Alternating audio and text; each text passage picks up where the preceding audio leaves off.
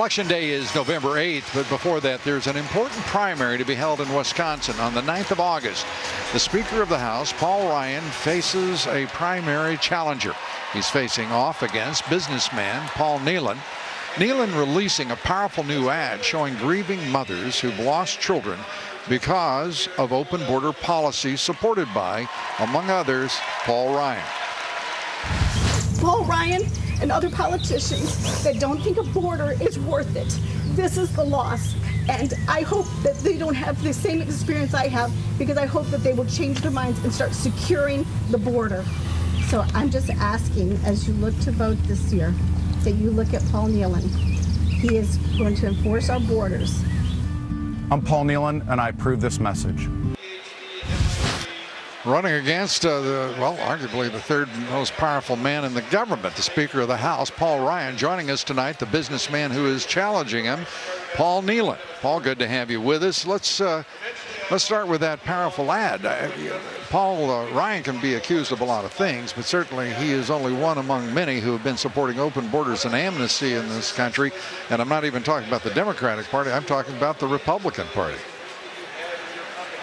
Yeah, exactly, Lou. You know, those angel moms, they tried to contact Paul Ryan before. Those angel moms are American mothers who came from around the country, and they tried to contact Speaker Ryan before they came up there, but he wouldn't listen to them. So they came up and they spoke outside of Paul Ryan's personal border wall around his mansion, and then they tried to present him with a letter. And Lou, in that letter, it said, Speaker Ryan, if you cared as much about our families as you care about your donors, our kids might still be alive. You know, and Speaker Ryan was leaving his house at that time. He hopped into his SUV and he was whisked away to a picnic and, you know, left those women in the dust. So I would argue that if Speaker Ryan had listened to them ahead of time, they wouldn't have done that. But there's nobody to advocate for them, and they reached out to me because they know I'm running against Speaker Ryan, and they wanted an advocate, and I'm a willing advocate on their behalf. Understood. And Paul Ryan is himself, a figure who is controversial. He is supporting TPP. I want to go through just a couple of issues. Do you support the Trans-Pacific Partnership, the free trade deal? No. Well, first of all, Lou, it's not a free trade deal. They've disconnected words from their meanings. This is a crony trade deal. You know, Lou, the stakes of this election could not be any higher. Paul Ryan, if he is reelected, he will push through TPP. Paul Ryan will support amnesty. Paul Ryan will work to implement 20 days later President Obama's jailbreak initiative. His jailbreak initiative. Yes. What do you mean by that? Well, his jailbreak crime agenda, which will release tens of thousands of dangerous criminals into our streets. Paul Ryan has already said he's up for this criminal justice reform. It's jailbreak legislation is what it is, Lou. Well, let me ask you this. How close do you think the race is? Do you think that you're going to be able to pull it off?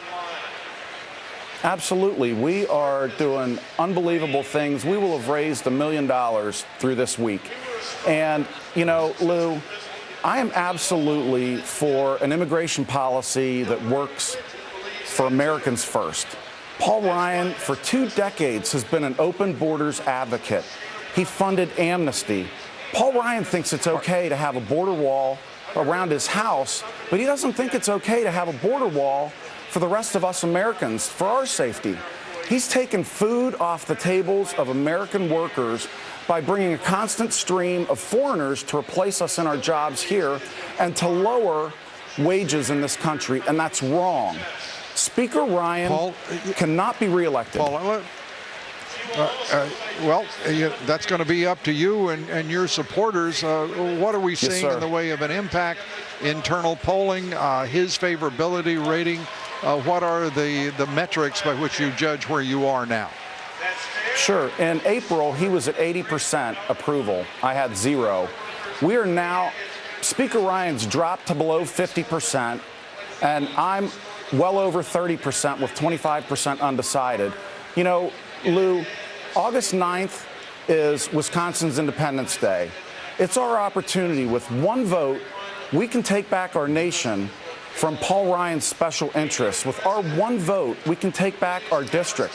With our one vote, we can stop TPP. With our one vote, we can stop amnesty. You know, it's vitally important that we do this, Lou, because with President Trump in place, Paul Ryan will be nothing but a problem. He will thwart President Trump at every opportunity. Paul, we got to go. Yes, sir. We're over time, but would you call yourself a Donald Trump Republican? Sure, I am. And, you know, I would encourage your listeners to go to electnealon.com and look at my positions. The obligatory website, and we understand. And thanks so much, Paul. Good to talk with you. Paul Nealon. Thanks, Lou. .com, I believe. Love your show. What we said. Thank you, Thanks sir. so much. Thank you very much. Appreciate it. It's the final night of the Democratic National Convention in Philadelphia. In case anybody needed a reminder, there's a lot of politics going on outside the arena as well in both parties. Tony Sayegh and Sarah Westwood join me right after these messages, very important messages. We're now under 2 hours away from the main event. Hillary